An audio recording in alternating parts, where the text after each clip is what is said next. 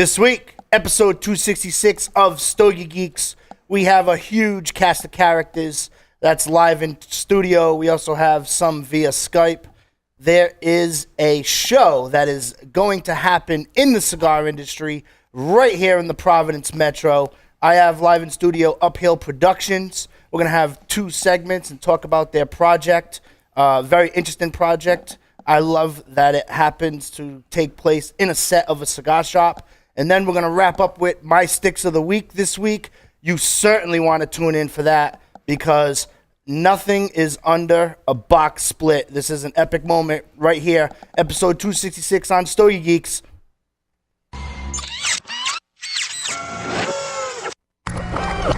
This is a Security Weekly production.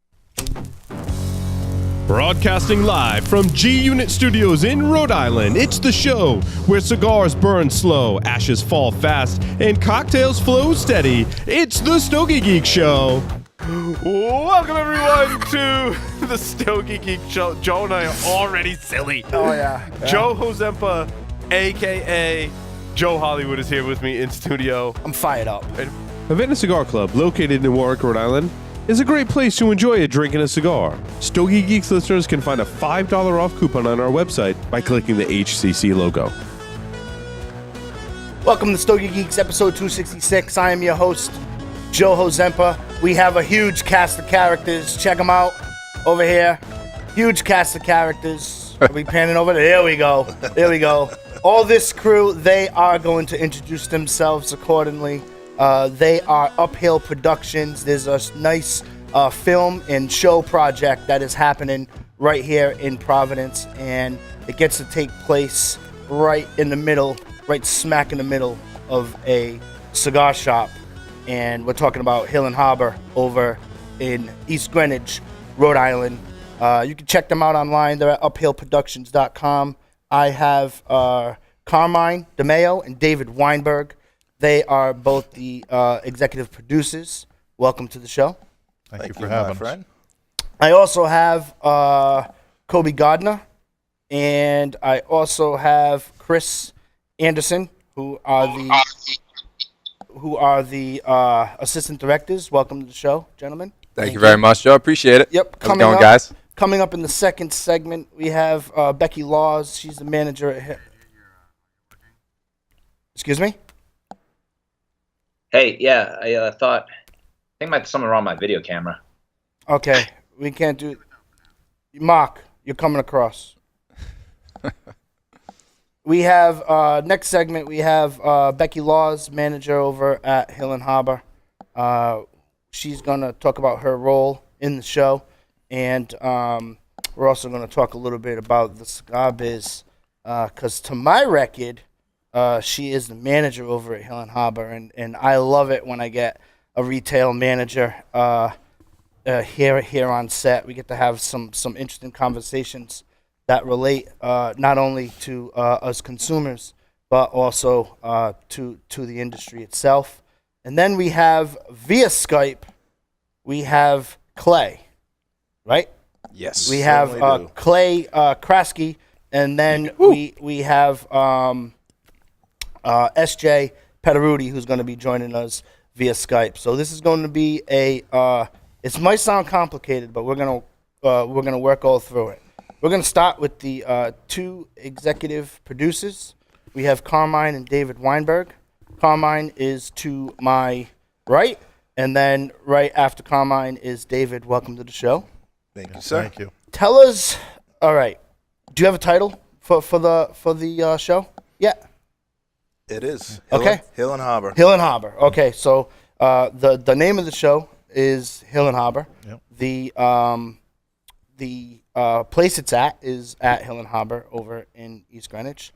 Tell me how how Uphill started, and what the synopsis is for the show, and what events that you have taken place for this rollout. I think Carmine has a good rendition of how this whole thing started, and I'll let Carmine go on that one.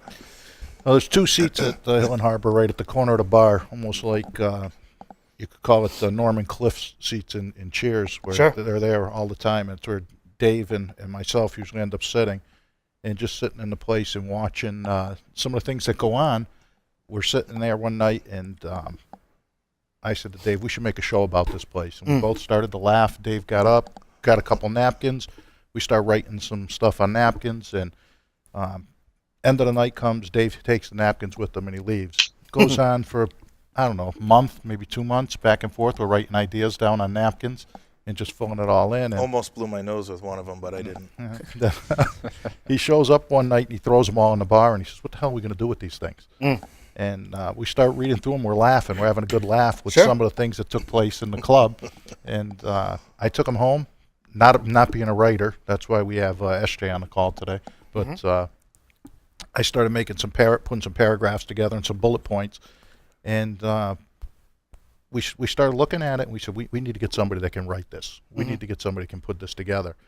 And it just snowballed. And it's gone from ideas of sitting in the club and watching real life things happen to putting it on napkins to, we started working together.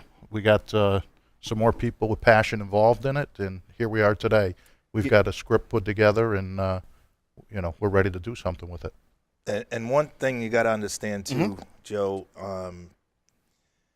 all the stories that we do that are in the show are real stories. Real stories that's happened in the cigar club or that we've heard from cigar reps, especially Becky. Becky will probably share a couple things with you when she gets on.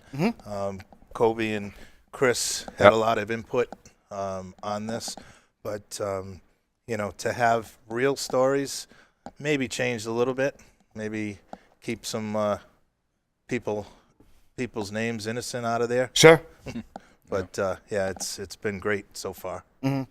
I have been in. What's amazing to me is when you first told me about the project. Outside of Stogie Geeks, I had the opportunity to connect with both David and Carmine, and you had told me exactly what you just told the Stogie Geeks audience, and I can tell you that from my resume perspective, I've been in the cigar industry for a little bit over 22 years. Retail, rep, co-host, point of purchase website, all different different assets of the business. And what I think is fascinating about that is, number one, you weren't the first people to have that idea, right? As far as we should talk about this place. For those of us who have been at other cigar shops before you found your home shop, right? I believe everyone has a home shop. From there, but to my knowledge, especially in the Northeast region, that is my experience, right? You're the first to actually implement it. So, which, hats off for you guys for actually doing that. And I really think it's a fascinating story to tell, because there are a lot of Stogie Geeks email. By the way, you can email me at joeh@stogiegeeks.com for any comments or questions on the show.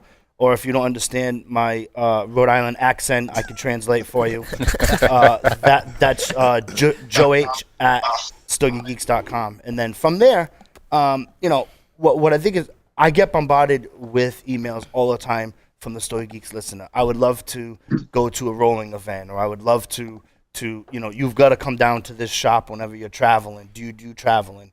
With the show over 2018, I'm going to start traveling. So, I'm going to get a chance to actually Skype back to the Stogie Geeks, and do a remote show. And what I, again, just to reiterate the point, I think it's fascinating that you've actually done it. So you've created a production company. It's called Uphill Productions, right? Fascinating logo. If you go to uphillproductions.com, the logo was actually created by your daughter. Correct. Right? It's I love it's got to be a quahog, right? Yeah, it's a quahog. It's Rhode Island, right? It's a quahog. It's a quahog with a cigar in its mouth. I will take a picture and get the logo and post it up. Or if you go to uphillproductions.com, you can check it out now for those listeners who are following along with us. So hats off to your daughter. Take us through that process right quick. How did that happen? Like, did you say, I want a logo? It's time to, It was. She's pretty artistic and kind of was a kick in the rear. She didn't want to go to school for that. I figured she'd go to college for art because she's very good at it, and not what she went for. But she enjoys doing it. It's her outlet. So we were talking about it. We had a meeting. We were talking about we needed a logo, and she said, I can do it. And I said, all right, give it a shot, put something together, and show us what you can do. The only thing we asked her to change was the typeset. We wanted some different letters on it. But she drew it out, and when she showed it to us, she put some different eyes on it, and we were like, hey, we like this one. This one's cool. And that was it. She did a great job. I like it. I like it. Thank you. I tried it. I had stick figures, and it really didn't come across. Well, I don't know what your daughter went to school for, but I'm glad she went to school not for art. but that's a different show, right? Yeah, that's really. a different show. I know so many of my clients who's they've been clients for years, and I've seen them graduate high school and college and do that, and they end up working for their family business. So if you want to check out the logo, I think it's great. So you started the production company. Yep. And you've done a couple of help me with my video language, but you haven't done a trailer, so to speak, but you've done a test pilot. Right? Yeah, so Done essentially a fundraiser video. Yeah, essentially we did an Indiegogo campaign video. Okay. So we have an Indiegogo. Check us out. If you go to our website, uphillproductions.com, right at the top of the website, you can click on our Indiegogo. It's a link to there. But before you start, why don't you introduce your two selves? This way they know who So my name's Kobe Gartner, second assistant director, and I'm Chris Anderson. I'll steal the spotlight for a second. There you go. Also second assistant director. Right. So we've been on for a few months now. The way we actually got approached about this was. That was my next question. See, we're good. I can put the pad down. We're good. Yeah, right. We got this. So Dave has been a family friend of my family for a few years now, and I had just graduated from URI in May, and I'm having my graduation party. And I'm enjoying myself. I'm a few drinks in. I'm feeling good. And I have Dave come up to me towards the end of the night. He comes down, sits next to me on the patio, goes, hey, listen, he goes, I got this great idea for a show. Me and my friend Carm, we've been working on this. We really have a lot of passion in this. And, we heard you're into some video production. We want to bring you on. And I knew right there, I was like, I don't know what he's talking about, but I absolutely got to check this out. I got to see what it's all about. So, a couple weeks later, meet up with them. I think we met at Hill and Harbor. Yep. And they started to fill me in on the whole premise for the show. They basically just had ideas by this point, and like maybe not even a script at that point. And and I just loved the idea of having that. The way they approached it to me was, we have this idea. It's like the show Cheers, except raunchier and more real, and more about Rhode Island and the East Coast. And I knew that that was something I'd love to get into, and I hadn't really been able to go into the show aspect of video production, more into student films. Sure. So I knew right off the bat that I was like, this is something I really want to get into. I don't know where this is going to go. I have no idea if it's going to go anywhere at all, but I know that I want to. And it hadn't been done. Goes. It hadn't been done. It hadn't been done before. I had never heard of a show like this before. Yeah. So, there was one in the '80s. It's called Smoke. Smoke. Yeah. Wouldn't even know. Yeah, before my time. Yeah, I'm sure. Well, it wasn't done like this one. Yeah. Definitely wasn't done like this one. Yeah. And so yeah, I started. We started going to meetings. We started planning, coming up with sort of a first draft of a pilot episode, and we started talking about what kind of actors we want to bring in, whether they're all going to be from Rhode Island. Where did we want to shoot? If we wanted to do the whole thing at Hill and Harbor Cigar Bar in East Greenwich, or if we were going to expand past that, how much of the production value we wanted.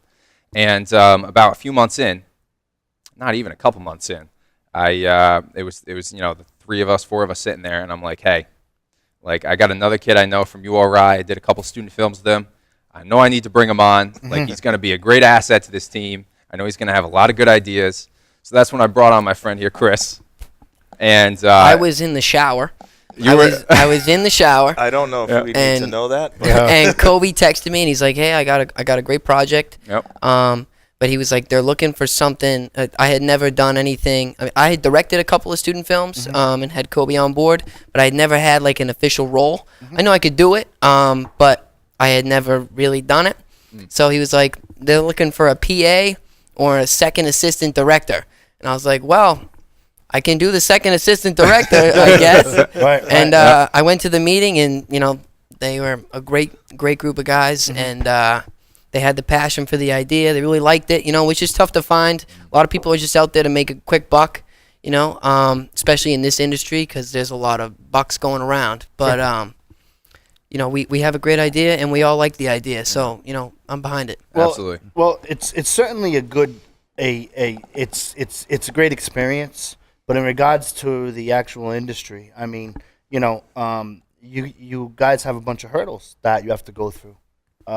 Like any other industry, from a business perspective, you have the market penetration aspect. You know, how do you get people to how do you generate buzz for the show?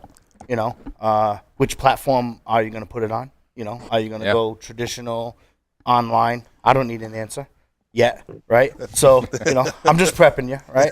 So, you know, and you know, it's like everything else, even within the cigar industry, there's a lot of market fragmentation. There's a lot of adjustment going on. Yeah, absolutely. And technology is a huge factor. So I have a question for you guys, and then we're going to switch over to David and Carmine. And then we're going to get to the actors portion very soon as well, because I want to hear their perspective. But what types of projects did you work on in school, and what do you hope to gain from this experience other than exposure? So exposure's off the so what, like, you know, because school projects, I've done some video stuff within school projects. Pretty much a controlled environment, you know. You know, you have to produce something at the end of the semester or whatever the project is. It has to have these guidelines. Well, now you guys, fresh out of college. Yep. You know, so Not yet. Almost. Yeah, Yep. he's about to graduate. Yep. But you know, this is the real world now. You know, and these two gentlemen place their production company and the throughput of that within your hands. So, you know, you guys are perfectly capable, I'm sure. Could tell you guys are creative off the bat. You know, you're not shy. You grab the microphone, and that's the direction that we went in. So now that you're doing a real life project, what do you guys hope to get out of it? Like a job interview question. Oh gosh, yeah, right. Well, I'll preface this a little bit by you know, our previous experience at URI in film production. I'll tell you how we actually met. Be careful with what you say here. You already said you text in the shower. How much worse can it get? All right. So I actually met Chris in a film class, film 445, under Professor Keith Brown, and this class was essentially based around at the beginning of the semester, all the students submit their scripts that they want to do for you know, a student film that semester, and you know, we went through all of them, and one that really stuck out to me was, of course, Chris's. Chris was the only kid in the class that said, we go through it, and he goes, I got an action film I want to do. All the other films were about, like, you know, just like, you know, people talking, maybe taking place at school and whatever. Sure. And Chris goes, listen, I got this action film I want to do. I got guns. I got people fighting each other. I have, like, computer geeks, you know, like hacking, whole 9 yards. And We will not be showing that film today. The Storm is what it was called. And you know, everyone almost laughed at us to a degree. No, they did. They usually laughed me right out of the room when I pitched my project. But that's what the business we're in. We're making something out of nothing. And if you're going to make something, you might as well make something great. So I had an idea for an action movie. Always loved action movies. Did it. It came out, you know, how it came out. But I met Kobe I was proud of it, at least. Through that process. But film is really trial and error. You know, you only learn through the mistakes that you make. Hopefully you only make them once and you learn from them. Some people have bigger piggy banks. They can afford more mistakes. But, you know, the mistakes get much more expensive as you go. Sure. So it's definitely a great process to have a whole bunch of projects behind you, even if they're smaller, you know, because holding a camera is essentially the same throughout everything. It's the idea in front of the camera that is most important. So learning how to form those ideas and you know, bring them to a platform that people can watch and make it, you know, available for them to understand. And you know, it's definitely a learning curve. Absolutely, and it was definitely a learning curve for his first production. Sure. Called The Storm. Yeah. Look it up on YouTube. It's not on YouTube. So what's going on with this project now? What do you guys want to So, get out of it? anyways, Two sentences. What's going on with this What project? do you want to get out of it? Essentially, we want to bring to the table our own production experience, our own production value. We want to show what we can do, not just with what we can do behind the camera, but with what we can show the audience in terms of bringing the script to the table, bringing the talent out of the characters, out of SJ's amazing writing so far with our pilot episode. And Rhode Island, we want to bring in Rhode Island itself, you know, and the original ideas that Carmine and Dave had. We want to bring them to the screen. We want to, you know, we want to put into picture what they developed in their minds over a year ago. And this is not going to be our first project, like we've discussed. Right. You know, this is our first go. Yep. We have a great idea. We're confident that we can do it, but we have, you know, more and more things that we want to do after this. So this is kind of like our break in, and then it's only up from there. It's only up from here. Well, after this project is done, check in with me specifically, and you know, I'd be interested because we actually do interview some cast of characters, no pun intended, who kind of come in and out of the Stogie Geeks show, who work on the over in Hollywood and stuff like that too. So you know, it's be interesting to kind of get their perspective. No pressure, but I did tell them, I did flash them an email and tell them about your project, and they were like, you know, that no one's done that in the area. I'm like, absolutely not. I know no one's done it in the past 22 years. It's been talked about in every single cigar shop, including mine when I owned one. You know, because and this is why I tell the Stogie Geeks listener, you know, if you just buy online and smoke in your garage, you are 100% shortchanging yourself when it comes to the industry. Yeah, the products are great. I understand MSRP. I understand Keystone. I understand the retail part. Don't worry. When we have Becky here, we're going to talk all about that in the next segment. But, you know, you owe it to yourself to go to your local tobacconist, and you owe it to yourself to experience the culture and lifestyle of whatever your cigar shop is via your local tobacconist. And so obviously you guys are new to that, and now, you know, you found yourself some work out of it as Absolutely. well. And good luck to that. Thank you very much. Yeah. You know, and we may be new to it, but I can tell you if there's two people that have really given us the perfect introduction, it's these two gentlemen sitting next to us right now. You know? And I have to interject because Chris and Kobe have brought so much to this project that you know, me and Carm, when we first started, we knew nothing. All we had is an idea. You know, we thought a great idea, and we really are passionate about our idea. But when we brought these guys on and saw what kind of experience they had and, you know, what they brought to the table, kind of blew us away. And, yeah, we're very proud of both of you guys. Well, thanks for bringing us on. Yeah, thank you for bringing us on. With your two permission, can we jump to the Skype, and then we'll wrap up with you guys and Becky and yeah, absolutely. Because I do want to talk about concept and all of that stuff, but you know, we're 100%. you know, he grabbed the mic first, so we rolled with it. That's okay. So via Skype, we have Clay Kraske, and he's an American actor. He's a writer and a host, and he's best known for some of his roles as Agent Jones in The Kill Messenger, Captain Jim Grant in NCIS New Orleans, and Bill Stamford in Coma and All Eyes on Me. Is that the Tupac All Eyes on Me? That's right, yeah. Really? That's really. Clay, welcome to the show. How are you? Great. How you guys doing? Well, we're doing great. Take us through your role within this project. Well, I'm Tommy. Okay. And Tommy is the brother that has a rather checkered past, if you will. Okay.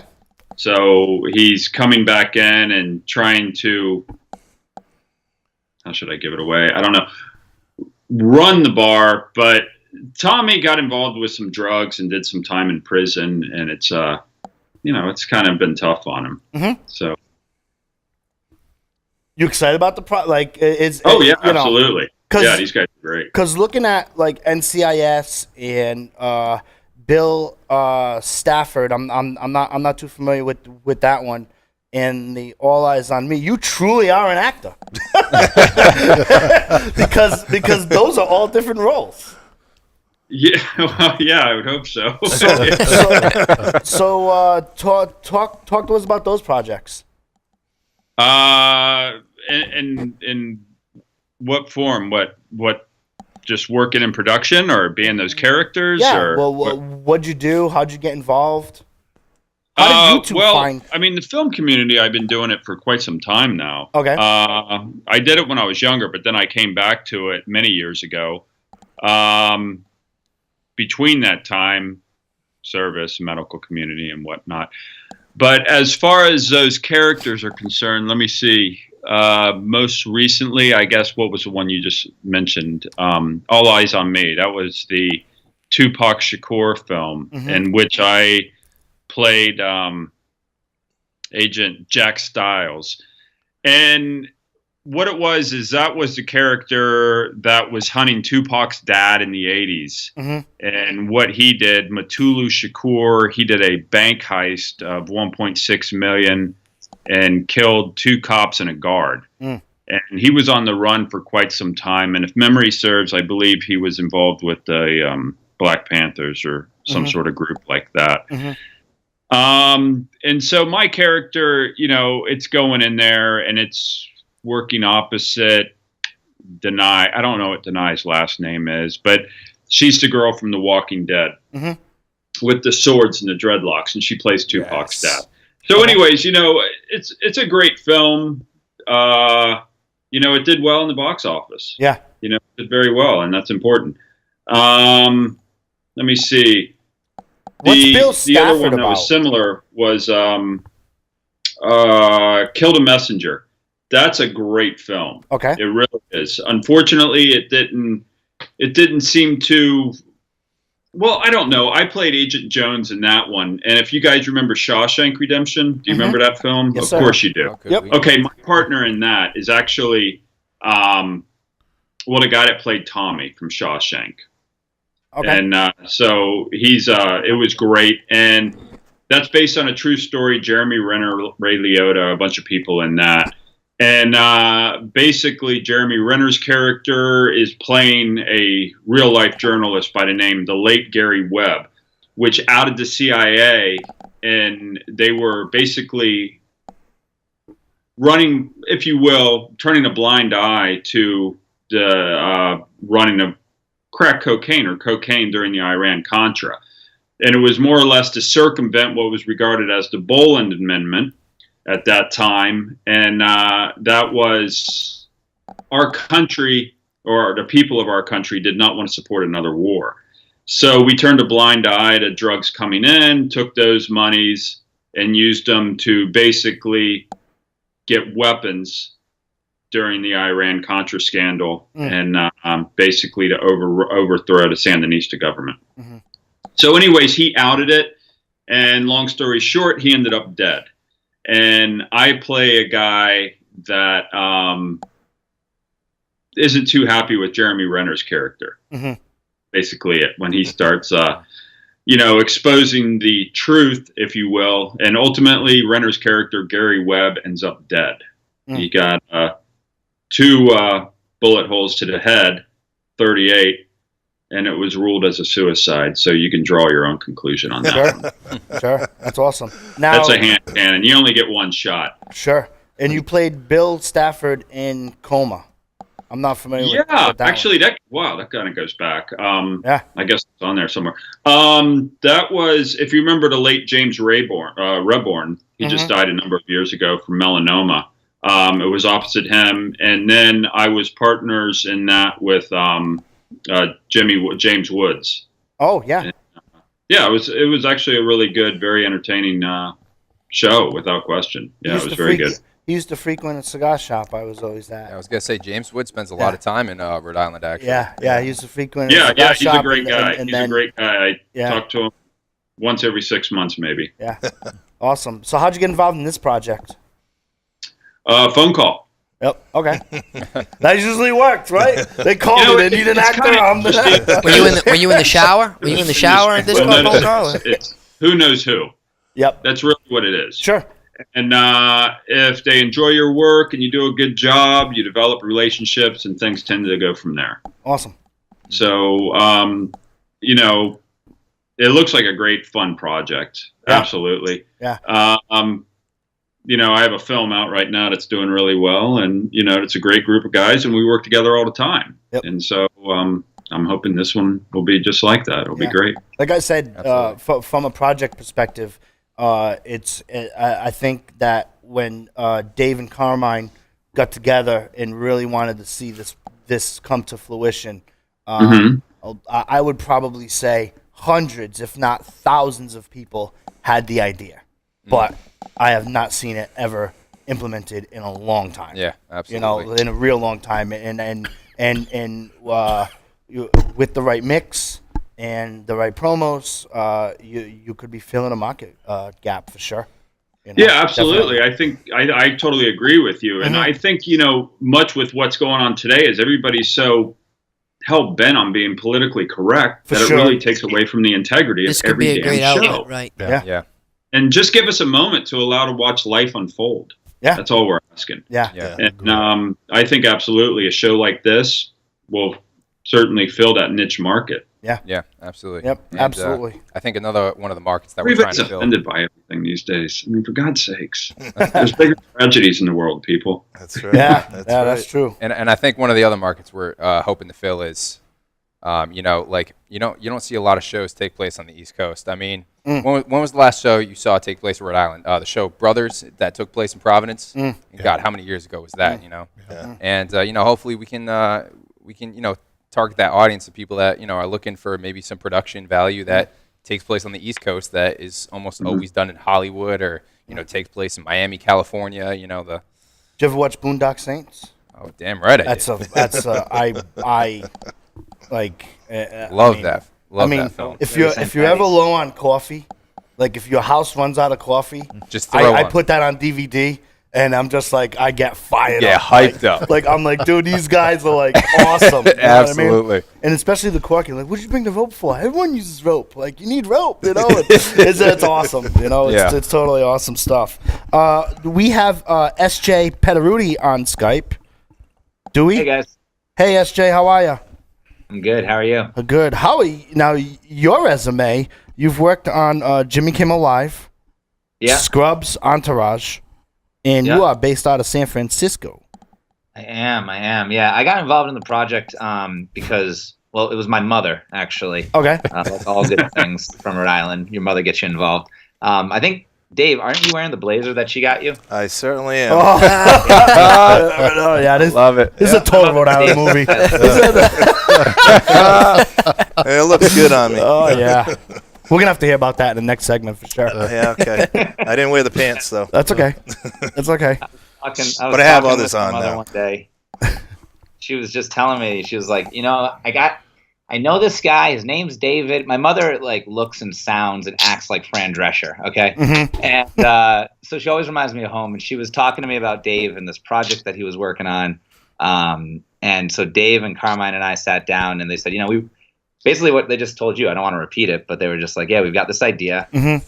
And I was thinking about how, I've always wanted to work on a show about Rhode Island, because I feel like it's such an interesting, unique little snowflake out there in the United States. The further away I get from it, the more interesting and the more incredible I think that it is. And so, and again, like a cigar shop is just not something that anybody's ever really touched. And so it's like, this is perfect. I've worked in bars, and there's so many different stories that get swapped around. And by the way, anybody who's listening, we're open for suggestions. Like, the raunchier, the better. We want to be raw. Yep. And there's something to be said, I think, right now in America about that, and about being something that you can just be who you are, say how you feel. And that's what this place seemed to be. And so, it's just kind of sparked a lot of cool enthusiasm inside of me, a lot of good inspiration around stories and, what we could talk about and the story that we would tell. And the more people that have gotten involved in it, the better the project's gotten. And so, they brought on Kobe, they brought on Chris, Clay's just joined up with us, and it's just been great to continue to collaborate on this and continue making it a success. It's been a lot of fun so far. Yeah. I'm really excited about the direction it's going to go. Yeah.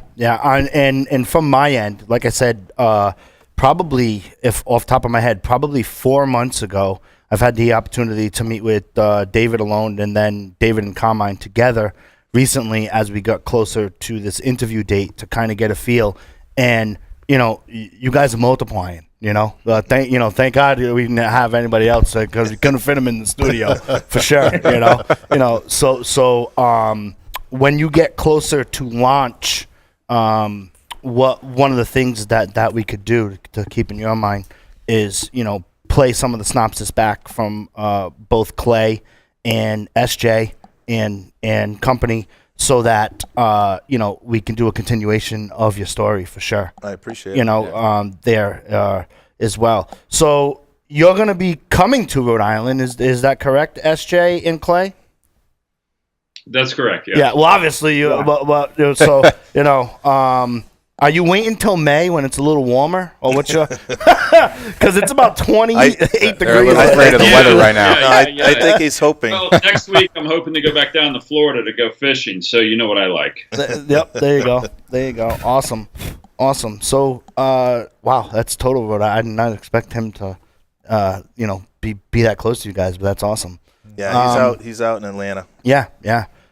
Anything other than the concept of the show? Because the second segment here, I want to talk about the concept of the show. Yep. Because we've been talking kind of behind the scenes. Yep. Yeah. And then we'll get Becky here as well for that. So is there anything else that you and Carmine want to add? You might want to talk about the song that's written for the show. Hopefully we can maybe play the song. Okay. We have Peter Fish, who is a 6-time Emmy winner. 13, I think, time nominee. Mm-hmm. He wrote the song, Mm-hmm. and he wrote the song, music and lyrics, pretty much based on Rhode Island itself. Okay. And we hired Steve Smith, who is from Steve Smith and the Nakeds, Yep. who's been in Rhode Island probably playing Rhode Island for 40 years Sure. or so. So it's got, again, that whole Rhode Island flair. And right now it's on CD Baby. It's called Ain't That a Pissa? Yep. And I think that ties a lot of our show. You can listen to the song, and you can kind of feel what type of show we're going to have. Okay, so logistically for the Stogie Geeks listener, what I'm going to do is, this is episode 266 of Stogie Geeks. If you go to wiki.stogiegeeks.com, I will post it into the show notes so that they can hear the whole song and then actually do that. And then obviously it'll stay archived and within our archive. Perfect. So, Excellent. so for, as we get 10 shows later and you forget the number, it's 266. Or you can go to the wiki and search for Uphill Productions. It'll come up. So one thing there as well. one thing I do want to add in terms of background of the show, Hill and Harbor, the cigar bar itself in East Greenwich, was or is a huge supporter in what we're doing. We filmed there multiple times. Yeah, we've already filmed little bits of different things, promotional things there, and they've allowed us to use the cigar bar as our entire set, which saves a lot of money on our part, which actually helps us to be able to do the show. Yeah. So obviously, we want to thank Hill and Harbor for helping us move forward to the goal that we have to get this completed. And it's authentic. It's not a set that was built for, this is real. Yeah. It's Rhode Island. It's real. Yeah. This is, Yep. Well, one of the things that I found that I find fascinating about the project is its ties to Rhode Island.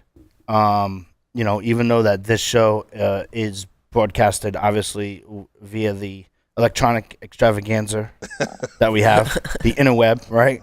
But you know, there is a closeness to that, and the fact that you two are just taking this to fruition is it's just amazing. You know, I think it's great, and we're gonna get a little bit more into that there for sure, because I do want to give the Stogie Geek listener a synopsis of the background and the project. Absolutely. But this was a good launching pad to give them an idea as to, you know, how the show came about. I do want to thank SJ, and I do want to thank Clay for appearing on Skype.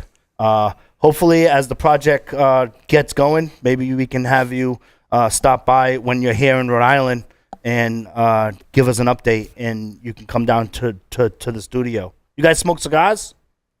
Yeah, of course. All right. Good answer. We have plenty of cigars and booze here on the show, and it's encouraged. You know. But yeah, I want to thank Clay, and I want to thank SJ for their time. I also want to thank Chris, and I also want to thank Kobe for your time as well. Thank you. Yep, absolutely. I wish you guys luck with the project. Congratulations on graduating. Make sure you graduate. Oh, I'll be graduating. Sure. You'll hear more from us. There you go. Go. There you Absolutely. go. We're going to take a quick break. When we come back, we are actually going to talk to Becky. She's the manager at Hill and Harbor, how she got wrapped up into all of this. And then we're going to actually talk about the cigar industry and the scope of the show. Visit uphillproductions.com. I'm your host, Joe Hozempa. You're listening to Stogie Geeks. We're going to take a quick break, and we'll be right back. Don't move.